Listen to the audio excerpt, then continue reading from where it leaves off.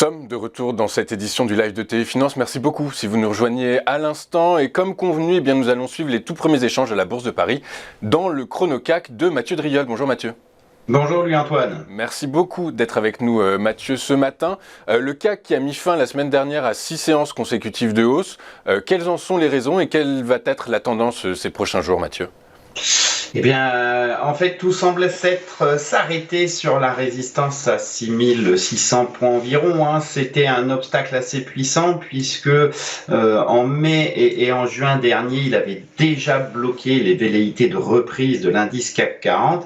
Et on voyait bien que cet indice avait de plus en plus de mal à progresser. Il y a eu un changement de rythme en fait en juillet, début juillet, très vive accélération. Et puis depuis l'ouverture de ce gap haussier de la fin juillet, la hausse, elle était nettement moins soutenue. Alors, on avait toujours cette logique de creux et de sommet ascendant, mais c'était de plus en plus poussif avec des écarts entre sommet et creux de plus en plus faibles. Après le test de cet obstacle, eh bien, les cours ont entamé une correction qui s'est accentuée avec notamment l'ouverture de ce gap baissier lors de la rupture de 6454. 6454, c'était quoi ? C'était tout simplement les deux derniers creux important de la phase de remontée. Lorsqu'on casse un creux ascendant dans une dynamique, eh bien on rentre en consolidation. Alors l'élément technique dominant pour l'instant sur l'indice CAC 40, c'est effectivement toujours cette lecture haussière depuis le mois de juillet, lecture haussière donc que l'on consolide actuellement. Alors jusqu'où pourrait-on aller ? C'est ça qui intéresse un petit peu.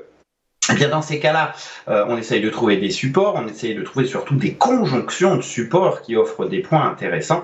Et lorsqu'on, par exemple, met un retracement de Fibonacci sur l'ensemble du mouvement d'impulsion, on a un premier ratio à 38% aux alentours des 6300 et un niveau de 50% aux alentours des 6200. Le niveau de support intéressant, c'est 6236, précédente résistance devenue support le début juillet, et surtout c'est un niveau qui est renforcé sur mon horizon de temps, donc où une bougie est égale à 2 heures par la moyenne mobile à 200 périodes. Ce niveau pourrait donc stopper la consolidation. Alors il faut déjà y arriver, donc on aura encore peut-être un petit schéma de baisse à faire, mais ce niveau semble intéressant pour stopper la phase de correction et repartir de l'avant dans les jours à venir, une fois qu'on aura effectivement fait cette correction.